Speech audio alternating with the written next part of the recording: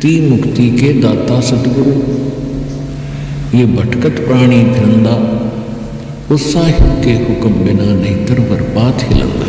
भक्ति सतगुरु जी के पास ही होती है और भक्ति से ही मिलेगी, सतगुरु पूरा मिलेगा और शिष्य मर्यादा में रहेगा, भक्ति करेगा तो मोक्ष सुनिश्चित है।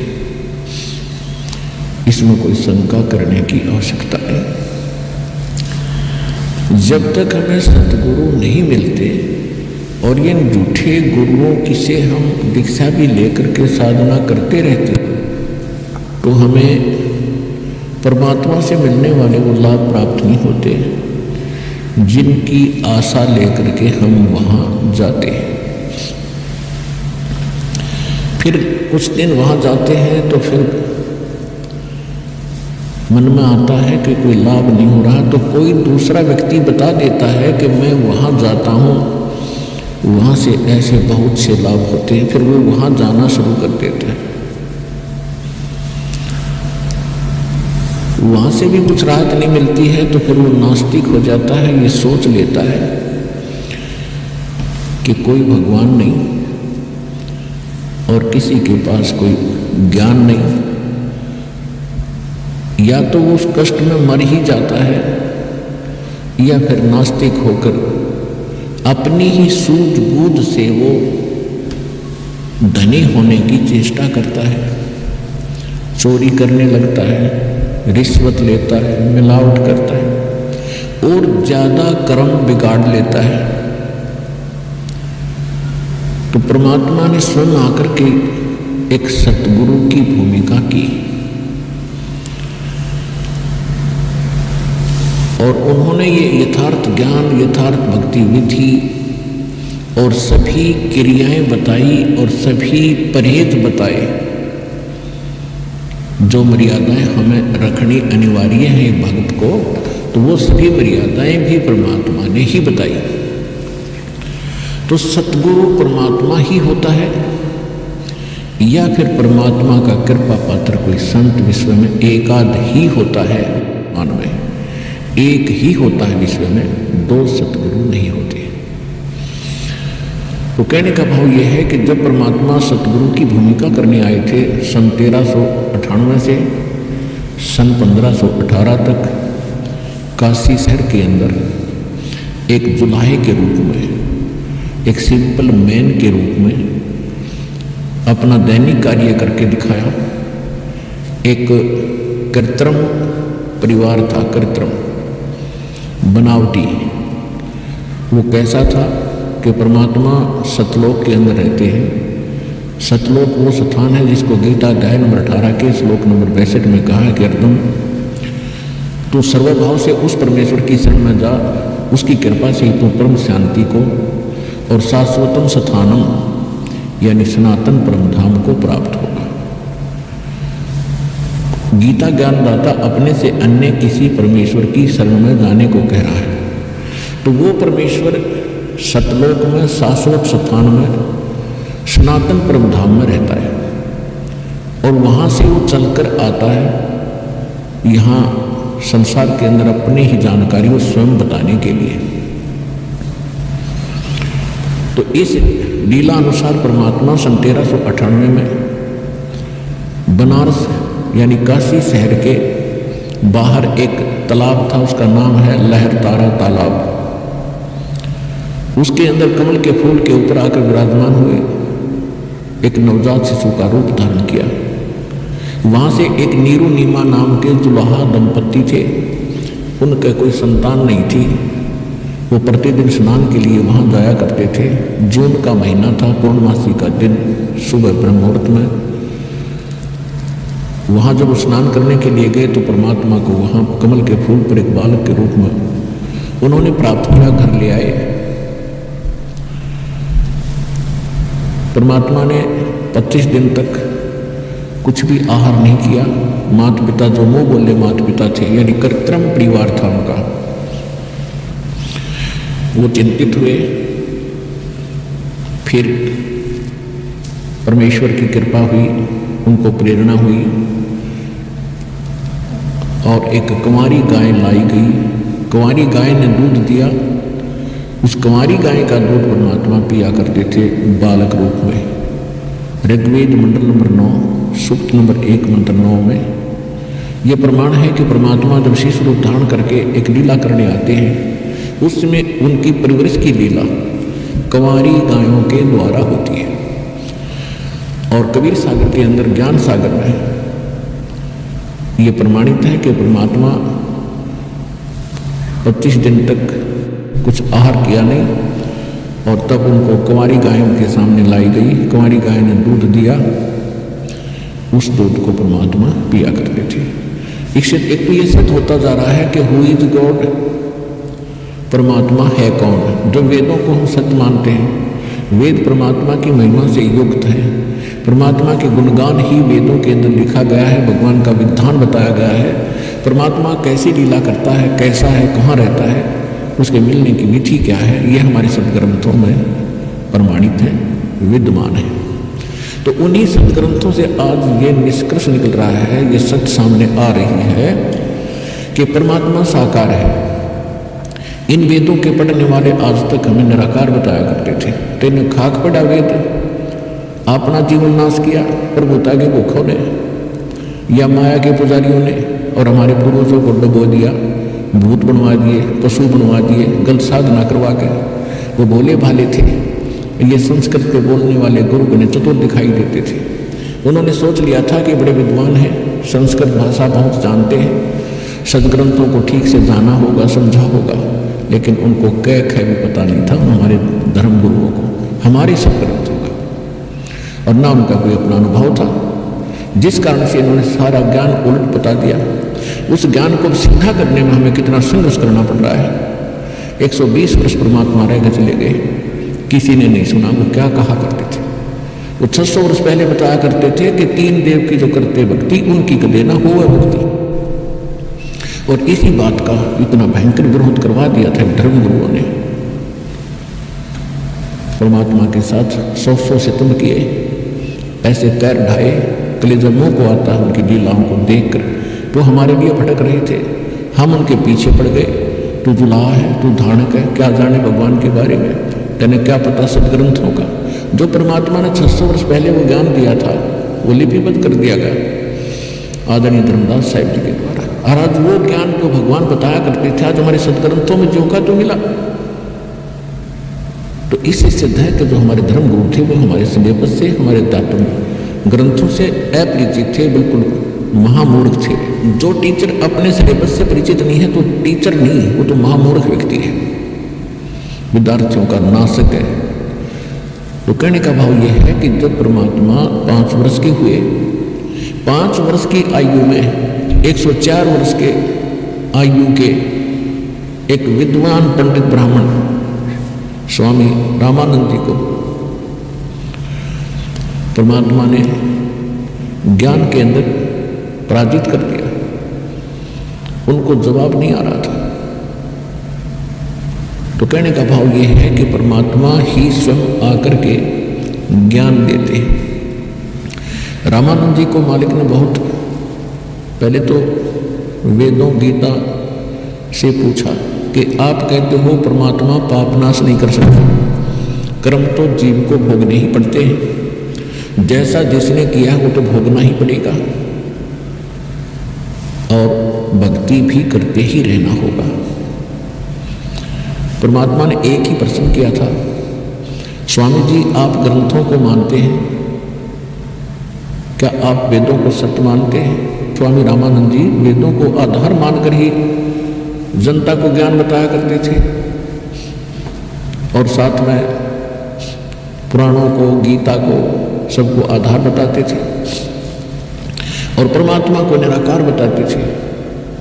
और एक सामान्य थ्योरी बना रखी थी, एक साधारण शब्द ने एक सिद्धांत बता रखा था। पहले तो अपने जंतर मंत्र बताते हैं, ये कर लो, वो कर लो, ये जाप कर लो, ये हवन करवा दो, इतना दान कर दो, गंगा में स्नान कराओ, प्रयाग में पिंड भरवा दो, पेवा पिंड भरवा दो। जब सारा कुछ करवा कर थक जाते हैं, कुछ राहत नहीं मिलती, फिर लास्ट में कहते हैं ये तुम्हारे प्रारब्ध के अंदर लिखा हुआ, संस्कार है, ये तो भोगने से ही कटेगा। भक्ति करते रहो। अब यहां आकर के परमात्मा का जो ज्ञान है ये सीधा करता है प्रत्येक पहलू को। परमात्मा ने कहा कि यदि भक्ति करने वाले भक्त को और संकटों ने घेर रखा है, आपकी क्रियाओं से राहत मिली नहीं, तो वो संकट तो उसके ऊपर चौंका क्यों है, वो पीड़ित है, दुखी है। तो भक्ति करेगा कैसे, उसका विश्वास कैसे बनेगा परमात्मा के ऊपर कि कोई परमात्मा शक्ति है। अब जैसे किसी के पैर में कांटा लगा है और वो किसी के पास जाता है कि बड़ा जानकार व्यक्ति है, उसने ये तो बता दिया कि तेरे पैर में कांटा लगा है जिस कारण से तुझे पीड़ा है, और वो ये कहे कि कांटा तो निकलेगा नहीं, मैंने सारा प्रयत्न कर लिया, ऐसे कर जूता पहन ले और आगे कांटे नहीं लगेंगे। तो कांटा लगे पैर में, जूता पहना नहीं जा सकता, कांटा निकले और फिर उसको सलाह दी जाए कि जूता मत निकाल देना, ये पहने रखना, तो वो पूरे सफर में जूता नहीं निकाल लगा, क्योंकि वो कष्ट का अनुभव कर चुका है जूते के अभाव से कितनी हानि होती है। तो फिर वो व्यक्ति आजीवन जूता पहनेगा उस सफर में। इसी प्रकार हम जीवन रूपी सफर में चल रहे हैं। हमारे सफर में चाहे किसी प्रकार के कांटे हैं, हमारे जीवन में जो किसी प्रकार के कष्ट हैं, 3 ताप के कष्ट हैं, पूर्व के संस्कार यानी प्रारब्ध के कष्ट हैं, वो दुख तो देंगे ही देंगे, क्योंकि पाप से दुख होता है और पुण्य से सुख होता है। तो परमात्मा ने कहा कि आप वेदों को सत्य मानते हो। स्वामी रामानंद जी ने कहा पर सत्य मानता हूँ।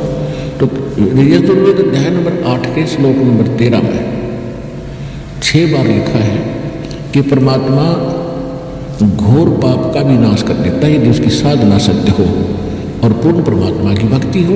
अब बुद्धिमान लोगों को समझाना आसान होता है। स्वामी रामानंद जी 4 वेदों को कंठस्थ याद किए थे। 104 वर्ष की आयु हो गई थी। 16 वर्ष की आयु से उन्होंने संन्यास ले लिया था और ब्राह्मण के घर जन्म था, तो बचपन से ही वेदों, गीता और पुराणों का अध्ययन स्वाध्याय वो किया ही करते थे। उनको कंठस्थ याद था कि यजुर्वेद अध्याय नंबर 8 के मंत्र नंबर 13 में ऐसा ही लिखा है। तो ऐसे गर्दन हिला रहे थे स्वामी जी। तो फिर परमात्मा से उन्होंने पूछा कि जो साधनाएं हम बताते हैं इनसे कोई राहत हो नहीं रही, और वेद कुछ और कहते हैं, हमारा अनुभव उन पर खरा नहीं है, इसका कारण क्या है? तो परमात्मा ने कहा आपका इष्ट देव कौन है? परमेश्वर कबीर जी ने पूछा कि आपका पूज्य देव कौन है? स्वामी जी ने कहा कि मेरा पूज्य देव भगवान विष्णु है, और इनके समांतर हम भगवान शंकर और गणेश, दुर्गा आदि को भी आदर से और पूज्य ही मानते हैं। लेकिन मैं वैष्णव साधु हूँ, वैष्णव पंथ से जुड़ा हूँ, मेरा इष्ट विष्णु जी है। विष्णु जी सतगुण है? परमात्मा ने पूछा। हाँ, सतगुण कहो और चाहे विष्णु जी कहो, एक ही है, ठीक है। तो परमात्मा ने कहा आप विष्णु जी, ब्रह्मा जी, शिव जी को क्या मानते हो? स्वामी जी ने कहा कि ब्रह्मा जी की जन्म मृत्यु होता है, इनकी आयु 100 वर्ष की है, ये फिर पुनः जन्म ले लेते हैं, तुरंत उसी रूप में आ जाते हैं, जैसा उनको अज्ञान पढ़ा रखा था, सुन रखा था। लेकिन भगवान शंकर और भगवान विष्णु ये अजरो अमर है, और भगवान विष्णु ही 3 लीला करता है। रजोगुण युक्त होकर ये सृष्टि रचते हैं, सतोगुण युक्त होकर के ये पालन करते हैं, और तमोगुण युक्त होकर के ये संहार कर देते हैं। ये स्वयं ही सब कार्य करते हैं। ये अजरो अमर है, अविनाशी है। अब परमेश्वर 5 वर्ष के और महात्मा जी 104 वर्ष के। परमात्मा कहते हैं देवी भागवत 3रा स्कंद, उसमें आप पढ़ कर देखिएगा। अब वर्तमान के अंदर तो दास आपको बताएगा, सचित्र मोटा टाइप, गीता प्रेस गोरखपुर से प्रकाशित, पृष्ठ 123 के ऊपर लिखा है। विष्णु जी कहते हैं तुम शुद्ध स्वरूपा हो, अपनी माँ दुर्गा को, तुम शुद्ध स्वरूपा हो, ये सारा संसार तुम्ही से उद्भासित हो रहा है। मैं ब्रह्मा और शंकर आपकी कृपा से विद्यमान है। हमारा तो जन्म और मृत्यु होता है, आविर्भाव और तिरोभाव होता है। हम नित्य नहीं हैं, हम अविनाशी नहीं हैं, आप ही नित्य हो, प्रकृति देवी हो। फिर भगवान शंकर कहते हैं कि भगवान विष्णु के बाद उत्पन्न होने वाले ब्रह्मा जी भी तो आपके ही पुत्र हैं, तो फिर मैं भी तो आपका ही बेटा हुआ। आगे काफी प्रकरण है इसके अंदर। तो परमात्मा ने कहा कि आप कहते हो इनके जन्म मृत्यु नहीं है। अरे इनके देखो ये खुद कहते हैं हम तो जन्मते और मरते हैं, हमारी माता दुर्गा है। और पिता कौन है इनका? अब वो तो बता ही चुके थे कि इनका कोई माता नहीं, कोई पिता नहीं। तो परमात्मा ने कहा मोती मुक्ता दर्शत नाही, ये जग है सब अंदरे, दिखत के तो नैन जिसम इनका फेरा मोतिया बिंदरे। ये दिखे जो बड़े विद्वान संस्कृत को याद कर रखे कंठस्थ, सारा 2-2 घंटे संस्कृत में भाषण देते रहते हैं, और कह का पता नहीं तुम्हें अपने सदग्रंथों के बारे में। इसके लिए बताया कि जिसको मोतिया बंद हो जाता आंखों में, उनकी आंखें बड़ी स्वस्थ दिखाई देती हैं, लेकिन उनको दिखता कुछ नहीं, वो नपट अंधे होते हैं। इसी प्रकार इन ऋषि महर्षियों और इन आचार्यों गुरुओं पंडितों के बारे में कबीर साहब कहा करते थे कि मोती मुक्ता दर्शत नाही, ये जग है सब अंदरे, दिखत के तो नैन जिसम इनके फेरा मोतिया बिंदरे। संस्कृत भाषा को बोलते हैं तो ऐसा लगता है जैसे बड़े विद्वान होंगे, और जब इनके अंदर की तलाशी ली जाती है, इनसे प्रश्न किया जाता है, ये चौड़े में फेल हो जाते हैं। ये निपट अंधे हैं, आंखों वाले अंधे हैं, इनको ज्ञान नहीं। तो परमात्मा ने कहा कि फिर आपने ये पढ़ा क्या स्वामी जी? अब स्वामी जी कति टूट गए। देखो साधु संत भक्त परमात्मा के लिए ही प्रयत्नशील होते हैं। जो भक्त हैं उनको भी भगवान की तलाश है, इसलिए वो किसी गुरु के पास गए हैं। और गुरु जो पद पे प्राप्त बैठा है वो भी तो भगवान के लिए ही घर से निकला है, उसने प्रयत्न प्रारंभ किए हैं तो परमात्मा के लिए किए हैं। हाल ठीक है, वो गुरु पद पर बैठ गया, बहुत से यशस्वी हो गए हैं, तो उसने पुनः विचार करना पड़ेगा, क्योंकि उसको परमात्मा की आवश्यकता है। यदि उसका मार्ग गलत है तो आज भी ठीक किया जा सकता है उसको, और यदि आज भी ठीक नहीं करेगा अपने अभिमानवश, तो वो दूना दोषी होगा। वो इस कैटेगरी का होगा कि जानबूझ साची तजय करे झूठ तेने, और ताकि संगत है प्रभु सौ पर न बिना दे।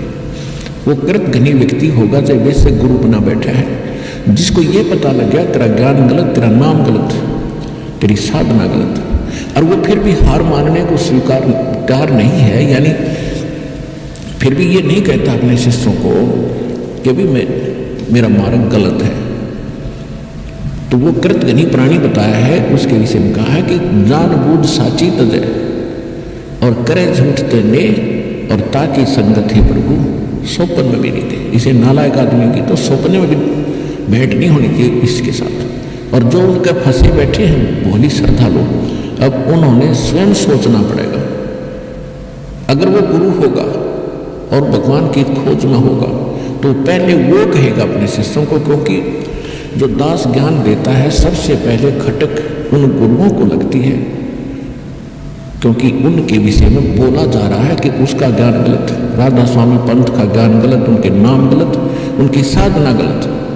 धनधर सतगुरु सच्चा सौदा सिर साहब जगमाल वाले के बारे में कहा जा रहा है, उनका नाम गलत, उनका ज्ञान गलत, उनकी भक्ति गलत, उनका रास्ता गलत। और जितने भी ये ब्रह्मा विष्णु महेश के पुजारी, आसाराम सुधांशु जी, कुमार स्वामी, ये इनका सारा मार्ग गलत, और ये 3 देव की भक्ति करते हैं, इनमें जीव का मोक्ष नहीं। तो इनको सबसे पहले इस बात पर जोर देना चाहिए कि ये क्यों कह रहा रामपाल दास, इसका उद्देश्य क्या है? कम से कम उद्देश्य जानकर हमारे सदग्रंथों को, लिटरेचर को पढ़ रहे संत दास की उनसे विनम्र प्रार्थना है। उनका भी जीव रक्षा होगी। उनके अंतर्गत जो भोले श्रद्धालु फंसे पड़े हैं उनको संत मान गए। संत वही होता है जिसके पास पूर्ण ज्ञान हो और साधना ठीक है, नहीं तो भक्त नहीं है, ना वो गुरु है। वो तो एक अपना जीवन नाश कर रहे हैं। तो उनसे दास उनके हित के लिए कह रहा है। जैसे कोई रास्ते में जा रहा है और काफी लंबे सफर पर पहुंच गया और वहां उसको कोई टोक रहा है, कहाँ जा रहे हो भाई, तो उस स्थान का नाम बताते हैं और वहां कोई व्यक्ति खड़ा है, वो कहता है ये रास्ता ठीक नहीं है आपका, आप बहुत गलत जा रहे हो। तो उस व्यक्ति को क्या करना चाहिए? 1, 2, 4 और सलाह लेनी चाहिए भी सचमुच मैं जा रहा हूं, ये मार्ग ठीक है कि नहीं। और उसके साथ झगड़ने लग जा कि तू क्यों बोल रहा है मेरे मार्ग को गलत, तूने कैसे बता दिया गलत। तो ये बुद्धिमान का काम नहीं, ये तो महान नीच व्यक्ति करता है ऐसा व्यवहार। कोई कहता है कि तेरा रास्ता ठीक नहीं, तो उसने धन्यवाद करना चाहिए उसका और सोचना चाहिए भी बता कैसे गलत जा रहा हूँ, मेरा विश्वास दृढ़ कर कि मैं गलत जा रहा हूँ। तो और नहीं तो मैप हमारे पास है, उस नक्शे को, उस मानचित्र को सामने कर ले और भाई तू यहाँ खड़ा है, ये शहर है और आप जा रहे हो दिल्ली और आप हिसार से चल के आगे सिरसा, ये सिरसा यहाँ पर है और दिल्ली इधर है, तेरा मार्ग इसलिए गलत है। तो फिर उसने पुनर्विचार करना चाहिए। तो हमारे जो सदग्रंथ हैं ये हमारा मानचित्र है, ये हमारा गाइड है। जो संत हमारे सदग्रंथों के विरुद्ध बताते हैं और विरुद्ध जा रहे हैं और अपने भक्तों को ले जा रहे हैं, उनके लिए दास प्रार्थना कर रहा है कि आप शास्त्र विधि ताकर मनमाना आचरण करें और करवा के अपना जीवन नाश करें और आपके आश्रित भोले श्रद्धालुओं के जीवन को नाश करके उनका भार अपने सिर पर धरकर पाप के भागी बन रहे। दास उनको इतना सतर्क करना चाहता है कि कुछ समझो और विचार करो। ये मैप तुम्हें नहीं देखने आते हैं तो दास ने कभी क्लियर कर रखे, इन सदग्रंथों को दास ने कभी निष्कर्ष निकाल के सत्संग कर रखे। इनको संत भी सुने, उनके चेले भी सुने, अगर उनका समझ में आओ तो ग्रहण करें, ना कोई जोर जबरदस्ती नहीं। वैसे ही किसी के साथ झगड़ा कर लेते हैं, तुमने ऐसे गलत क्यों कह दिया, पहले देखो गलत क्यों कहा। तो ये तो एक सभ्यता, एक नेक व्यक्ति के लक्षण। और एक बेमतलब उसको सच्चा रास्ता दिखावे, उसके भले में कहे, उसके साथ वो झगड़ा करता है तो कहते हैं कहे भली माने बुरी। और यही परीक्षा नीच आदमी की यही परीक्षा होती है कि उसके भले की कहेंगे तो उसको हानि करता है। कबीर साहब कहते हैं कि साच कहो तो जग नहीं माने और झूठा जगपतियासी। अगर साच कहूं तो जग नहीं मानता है, झूठों की बात पर विश्वास किए बैठे। तो दास का जो उद्देश्य है, कहने का भाव ये था। परमात्मा और स्वामी रामानंद जी की जो चर्चा चल रही थी, जब स्वामी जी हर तरह से फेल हो लिए, उनकी हर बात को परमात्मा ने, हर पॉइंट को कैंसिल कर दिया, तो परमात्मा ने कहा कि आप विष्णु जी के उपासक हैं, आप कहाँ जाओगे स्वामी जी। अब स्वामी रामानंद जी कहते हैं कि मैं स्वर्गलोक में जाऊंगा। स्वर्गलोक में कितने दिन रहोगे दाता। अब विद्वान पुरुष थे, तुरंत मान गए, श्रेष्ठ बता दिया कि जब तक मेरे पुण्य या भक्ति कर्म जो मैं कर रहा हूं, साधनाएं, ये पुण्य मेरे साथ रहेंगे तब तक मैं रहूंगा स्वर्ग में। उसके बाद यानी विष्णु जी के लोक में रहूंगा। परमात्मा बोले जब आपके पुण्य समाप्त हो जाएंगे स्वामी जी, फिर कहां जाओगे। फिर स्वामी जी ने कहा कि पता नहीं कहां जाना होगा। तो फिर ये क्या उद्देश्य लेकर आप भक्ति कर रहे हो। उसके बाद परमात्मा कहते हैं मैं बताता हूं आप कहां जाओगे। यहां पर आपकी जो साधना आप कर रहे हो, ब्रह्म तक की साधना, पर ब्रह्म तक की साधना, एक पार ब्रह्म यानी पूर्ण परमात्मा को छोड़कर अन्य जिस भी देव को इष्ट मानकर आप भक्ति करते हो, उनको क्या लाभ होगा। किया हुआ वर्क दंड मिलेगा, किया कर्म प्राप्त होगा। और यहां दोनों कर्म बनते हैं, पुण्य कम बनते हैं, पाप घने बनते हैं। ये अक्षित्र ऐसा है। जैसे पृथ्वी ऊपर पग जो धारे, करोड़ जीव एक दिन में मारे। एक दिन में करोड़ों जीवों को मारकर आप घर बैठते हो, किस लिए? अपने पेट के लिए। तो यहां दोनों क्रम आपके सुरक्षित हैं, पुण्य भी और पाप भी। पुण्य भी ऐड होते हैं, जुड़ते चले जाते हैं पुण्य, और पाप जुड़ते चले जाते हैं पापों में। तो यहाँ पाप घने होते हैं, पुण्य कम होते हैं। पुण्य तो करने से होते हैं, पाप स्वतः होते हैं। श्रीमद् भगवद गीता अध्याय नंबर 16 के श्लोक नंबर 23 और 24 में कहा है कि जो शास्त्र विधि को त्याग कर मनमाना आचरण करते हैं, मनमाने मंत्र जाप करते हैं, मनमानी पूजाएं साधनाएं करते हैं, नकली गुरुओं के पास जाकर भक्ति कर रहे हैं, उनको न तो कोई सुख हो सकता और न उनकी गति हो सकती और न उनको कोई सिद्धि हो, प्राप्ति होगी। अर्थात यूजलेस, व्यर्थ कति जीवन नाश हो रहा। आज आप देख रहे हैं पूरे विश्व में, ये अभिमान की बात ना समझना, ये ज्ञान की बात समझना, पूरे विश्व में सतलोक आश्रम वाला जिला हिसार हरियाणा के अतिरिक्त कहीं शास्त्र में कोई साधना नहीं है, सब मनमाना आचरण करें। तो जो साधनाएं वो कर रहे हैं उनसे लाभ तो होना ही नहीं, क्योंकि शास्त्र विरुद्ध है, और पाप डेली हो रहे हैं। सत्तर ब्राह्मण की है हत्या, जो चौका तुम देवो नेता, ब्राह्मण संस हत्या जो होई, जल स्नान करत हो सोई, पृथ्वी ऊपर पग जो धारे, करोड़ जीव एक दिन में मारे। तो यहाँ पुण्यात्मा इस विचार करना पड़ेगा, आपको परमात्मा ने शिक्षित इसीलिए बनाया है। शिक्षा हम पढ़ रहे हैं, ग्रहण कर रहे हैं, एक रोजी रोटी का उद्देश्य लेकर हम सभी अपने बच्चों बेटा बेटियों को पढ़ा रहे हैं कि शिक्षा ग्रहण करें और आगे नौकरियां प्राप्त करें, कि रोजी रोटी ठीक चले। ये भी दास आपको बता दें, 1 करोड़ स्टूडेंट विद्यार्थी प्रतिवर्ष शिक्षा पूरी करके फील्ड में आ जाते हैं। इन कितनों को नौकरी मिलती है? 1% को, 1 लाख मुश्किल से, और बाकी 10 लाख मान ले, 90 लाख तो फिर भी अपना वैसे ही काम करते हैं जो आम हम बिना शिक्षा ग्रहण किया करते थे। तो ये परमात्मा ने लालच देकर आपको पढ़वा दिया, और इस शिक्षा का केवल काम है कि आप भगवान को पहचान लोगे, अपने सदग्रंथों को, अपने घर में दबे खजाने को तुम खुद खोज लोगे। आप भिखारी बने फिरो थे, पूर्व पश्चिम उत्तर दक्षिण फिरता दाणे दाणे नू, सर्वकला सतगुरु साहेब की हरि आए हरि आने। कि तुम एक पेट के लिए पता नहीं कहाँ कहाँ भटक रहे हो, और जब हमें सत साधना मिल जाएगी तो भगवान का विधान है, आपका बरकत शुरू कर देगा, आपके घर भर देगा। जब आपकी नीयत भर जाएगी तो आपका घर भर गया, और आपके आए हुए संकटों का निवारण करेगा। लाखों रुपये बीमारियों पर लग रहे थे, हजारों रुपये बीड़ी तम्बाकू शराब, महीने में 10-10 हज़ार रुपये खराब कर देते थे, वो बचत होगी। और फिर हम बेमतलब की परंपराएं बनाए बैठे हैं, इनको खत्म करेंगे, हम भगत बनकर जिएंगे, तभी हम आगे सफर पर बढ़ेंगे।